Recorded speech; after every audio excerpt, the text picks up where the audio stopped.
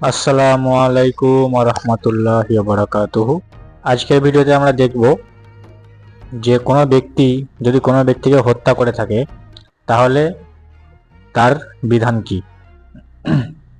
যেমন হচ্ছে আজকে দুনিয়ার মধ্যে কেউ যদি কাউকে হত্যা করে ফেলে বা কোনো কারণে হয়তো মারামারি করতে গিয়ে হয়তো হয়ে গেছে দুর্ঘটনা কোনো ক্রমে, তো আমাদের মধ্যে বিভিন্ন রকম এই জিনিসটা নিয়ে চলতে আছে, এটা করতে হবে সেটা করতে হবে, তার দায়ভার নিতে হবে সব কিছু।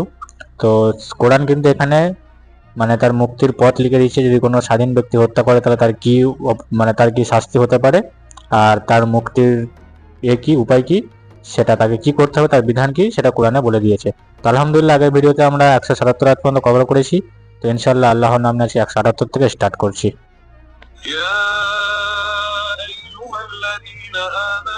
كتب عليكم القصاص في القتلى الحر بالحر والعبد بالعبد والأنثى بالأنثى فمن عفي له من أخيه شيء فاتباع بالمعروف وأداء إليه بإحسان ذلك تخفيف من ربكم ورحمة فمن اعتدى بعد ذلك فله عذاب أليم। হে ঈমানদারগণ, তোমাদের জন্য হত্যার ব্যাপারে কিসাসের বিধান লিখে দেওয়া হয়েছে। স্বাধীন ব্যক্তি হত্যা করে থাকলে তার বদলায় ওই স্বাধীন ব্যক্তিকেই হত্যা করা হবে। দাস হত্যাকারী হলে ওই দাসকেই হত্যা করা হবে। আর নারী এই অপরাধ সংগঠিত করলে সেই নারীকে হত্যা করেই এর কিসাস নেওয়া হবে। তবে কোনো হত্যাকারীর সাথে তার ভাই যদি কিছু কোমল ব্যবহার করতে প্রস্তুত হয় তাহলে প্রচলিত পদ্ধতি অনুযায়ী রক্তপণ দানের ব্যবস্থা হওয়া উচিত এবং সততার সঙ্গে রক্তপণ আদায় করা হত্যাকারীর জন্য অপরিহার্য। এটা তোমাদের রবের পক্ষ থেকে দণ্ড হ্রাস ও অনুগ্রহ। এরপরও যে ব্যক্তি বাড়াবাড়ি করবে তার জন্য রয়েছে যন্ত্রণাদায়ক শাস্তি। অর্থাৎ কিসাস কিসাস হচ্ছে রক্তপাতের বদলা বা প্রতিশোধ। অর্থাৎ হত্যাকারীর সাথে এমন ব্যবহার করা যেমন সে নিহত ব্যক্তির সাথে করেছে, কিন্তু এর অর্থ এ নয় যে হত্যাকারী যেভাবে নিহত ব্যক্তিকে হত্যা করেছে ঠিক সেভাবেই তাকে হত্যা করতে হবে। বরং এর অর্থ হচ্ছে সে একজনকে হত্যা করেছে, তাকেও হত্যা করা হবে। জাহিলি যুগে হত্যার বদলা নেওয়ার ব্যাপারে একটি পদ্ধতি প্রচলন ছিল। কোনো জাতি বা গোত্রের লোকেরা তাদের নিহত ব্যক্তির রক্তকে যে পর্যায়ে মূল্যবান মনে করত, হত্যাকারী পরিবার, গোত্র বা জাতির কাছ থেকে ঠিক সেই পরিমাণ মূল্যের রক্ত আদায় করতে চাইত। তো নিহত ব্যক্তির বদলায় কেবলমাত্র হত্যাকারীর প্রাণ সংহার করেই তাদের কলিজা ঠান্ডা হতো না, বরং নিজেদের একজন লোক হত্যা করার প্রতিশোধ নিতে চাইতো তারা প্রতিপক্ষের শত শত লোককে হত্যা করে।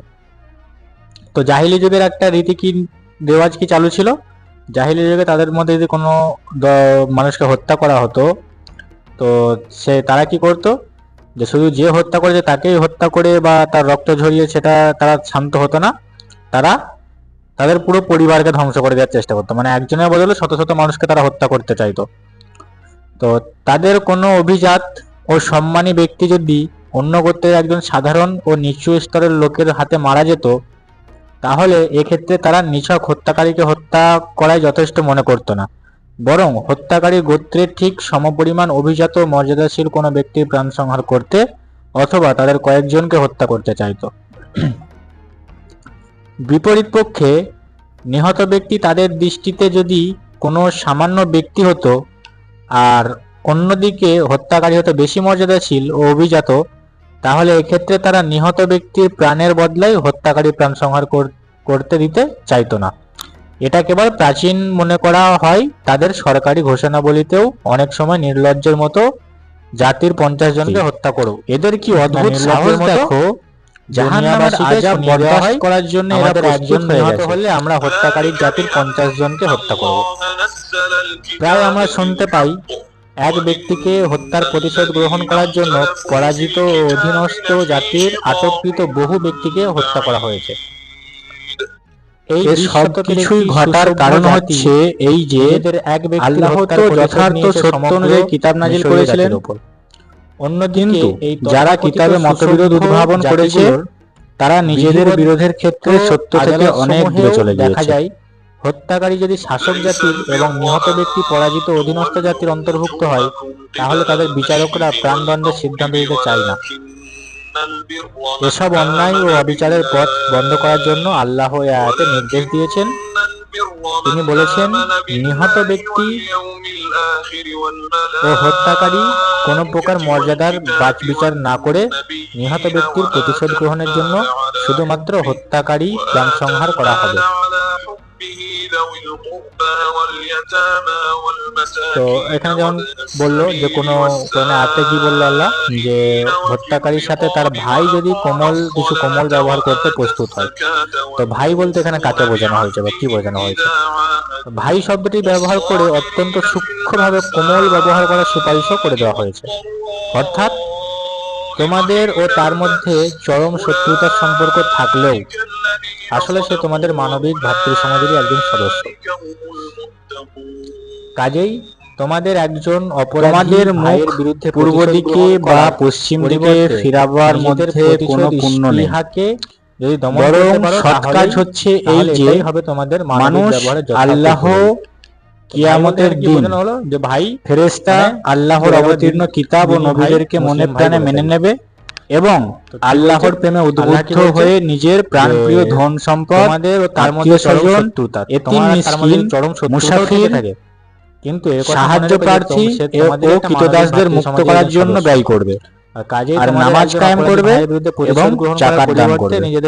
যারা অঙ্গীকার করে তা পূর্ণ করবে এবং বিপদে অনটনে ও হক বাতিলের সংগ্রামে সবর করবে, তারাই সৎ ও সত্যাশ্রয়ী এবং তারাই মুত্তাকি। মতো মারাত্মক বিষয় মুত্তাকি কারা?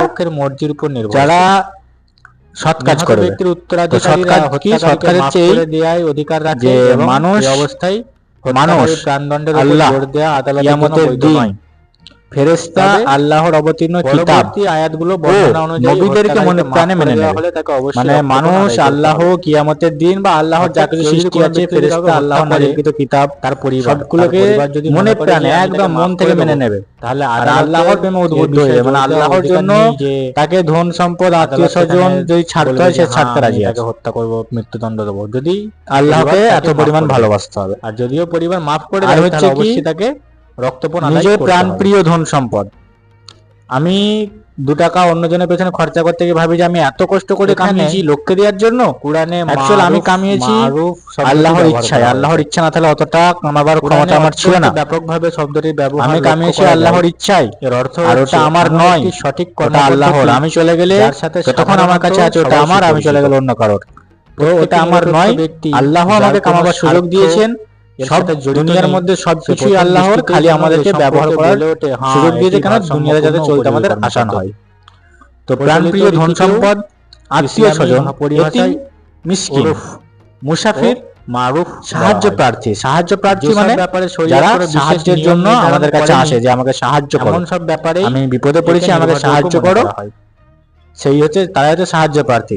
যেমন কৃতদাসদের মুক্ত করার জন্য ব্যয় করে, রক্তপণ আদায় করার পরও নিজের ধন সম্পদ কাদের পেছনে ব্যয় করে? আত্মীয় স্বজন, অথবা নিজের আত্মীয় স্বজন। নিজের আত্মীয় স্বজনের মধ্যে এখানে নিজের বাবা মা পড়ছে, নিজের আত্মীয় স্বজন। এতিম, এতিম তো আমরা সকলে জানি এতিম কাদেরকে বলে। মিসকিন, গরিব মিসকিন, মুসাফির মানে যেটা আমরা ফকির বলি। এবং মানে মোট করে যারা সাহায্য প্রার্থী, মানে যাদের সাহায্য দরকার, সেটা আমার আত্মীয় স্বজন হোক, এতিম, মিসকিন, মুসাফির যেই হোক, যাদের সাহায্য দরকার তাদেরকে সাহায্য করা। আর কৃতদাসদের মুক্ত করা, যেহেতু এখন কৃতদাস নেই, তো সেই বাড়াবাড়ি কৃতদাসদের মুক্ত করার জন্য ব্যয় করে। হত্যাকারী উত্তরাধিকারী আর নামাজ কায়েম করবে এবং যাকাত দান করবে। পরও আবার যারা অঙ্গীকার করে, মানে যারা কথা দিয়েছে জবান, যে আমি এই কাজটা ঠিক আছে, তোমার এই কাজটা আমি করে দেব, তোমার এই উপকারটা আমি করব, যারা অঙ্গীকার করে রক্তপণ যেহেতু তা পূর্ণ করতে হবে। এবং বিপদে অনটনে, মানে যখন বিপদে আসবে, বিপদে পড়বে, এত টাকা নিল, এবং অনটন মানে যখন অভাবে পড়বে গেছে আমাদের মধ্যে, তার হয়তো খাবার নেই, একবেলা খাবার আছে, একবেলা নেই, হয়তো দুবেলায় না খেয়ে আছে, যখন সে অভাবে পড়বে, এবং হক ও বাতিলের সংগ্রাম, যখন হক ও বাতিলের মধ্যে পার্থক্য হবে, দুজনের মধ্যে যখন কথোপকথন হবে, তখন হক আর বাতিলের সংগ্রামে সবর করবে, তারাই সৎ ও সত্যাশ্রয়ী, যে ব্যক্তি হত্যা করেছে হচ্ছে মুত্তাকি। তাকে আল্লাহ আয়াতের প্রথমে কি বলে, তোমাদের মুখ পূর্ব দিকে পশ্চিম দিকে ফিরাবার মধ্যে কোনো পুণ্য নেই। বলতে কি, তো পূর্ব ও পশ্চিমের দিকে মুখ করার বিষয়টিকে নিছক উপমা হিসেবে আনা হয়েছে। আসলে এখানে যে কথাটি বোঝানো হয়েছে সেটি হচ্ছে ধর্মের কতিপয় বাহ্যিক অনুষ্ঠান পালন করা। আমরাও বলে থাকি শুধুমাত্র নিয়ম পালনের উদ্দেশ্যে নির্ধারিত কয়েকটা ধর্মীয় কাজ করা এবং তাকওয়ার কয়েকটা পরিচিত রূপের প্রদর্শনী করা আসল সৎ কাজ নয়, এবং আল্লাহর কাছে এর কোনো গুরুত্ব ও মূল্য নেই। উত্তরাধিকারীরা তার প্রতি যে উদারতা প্রদর্শন, আল্লাহ যখন কিবলা চেঞ্জ করলেন পূর্ব থেকে পশ্চিম দিকে, তো অনেক মানুষ যদি ধারণা করে থাকে যে তাহলে হয়তো আল্লাহ, যেটা ইহুদিদের মধ্যে ছিল যে আল্লাহ হয়তো তাহলে পশ্চিম দিকে আছে, কি আল্লাহ হয়তো পূর্ব দিকে আছে, কি আল্লাহ হয়তো অমুক দিকে আছে। অ্যাকচুয়াল আল্লাহ সব দিকেই আছে, আল্লাহর কোনো দিক নির্দেশ নেই। আর এই সবগুলোকে আল্লাহর হচ্ছে এই যে পশ্চিম দিকে মুখ ফেরাবার, পূর্ব দিক বা পশ্চিম দিকে মুখ ফেরাবার মধ্যে কোনো পুণ্য নেই, মানে কোনো নেকি নেই।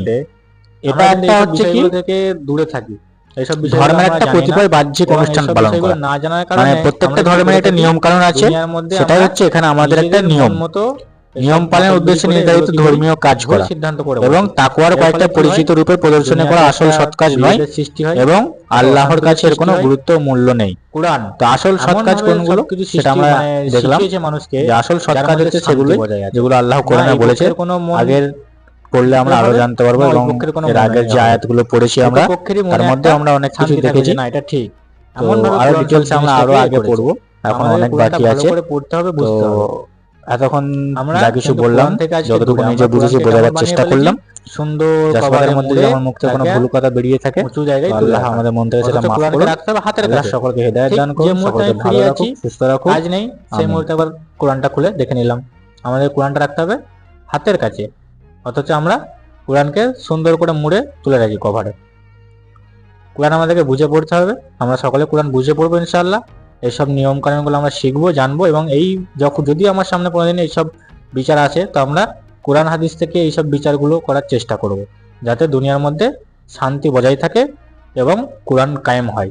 এ থেকে আরেকটা জিনিস কি হবে, মানুষ কিন্তু কোরআনের প্রতি একটা আকৃষ্ট হবে। যখন আমরা কোরআন হাদিস মোতাবেক বিচার করব তখন কি হবে, বিচারটা হবে সঠিক, একদম নির্ভুল, কোনো মানুষই বলতে পারবে না এর মধ্যে কোনো ভুল আছে। তো তখন মানুষ কিন্তু হতবাক হয়ে ভাববে যে সত্যি এত সুন্দর বিচার কি করে হতে পারে। তখন সে কোরআনের প্রতি আকৃষ্ট হবে এবং সেও কোরআনকে জানার চেষ্টা করবে। এতে কি হবে, সেও কোরআন শিখে যাবে এবং সে জানবে, আর দুনিয়ার মধ্যে শান্তি বজায় থাকবে, আর কোরআন কি হবে মানুষের মধ্যে ছড়িয়ে যাবে। এই জিনিসগুলো আমাদেরকে মাথায় রাখতে হবে। আমরা বেশি বেশি করে কোরআন পড়বো। 10 বাতের মধ্যে যদি আমার মুখ থেকে কোনো ভুল কথা বেরিয়ে আল্লাহ আমার মন থেকে সেটা মাফ করে দিই। আল্লাহ সকলকে ভালো রাখুক, সুস্থ রাখুক, আল্লাহ সকলকে হিদায়াত দান করুক, আল্লাহ সকলকে বেশি বেশি করে কোরআন পড়ার তৌফিক দান করুক, আমিন।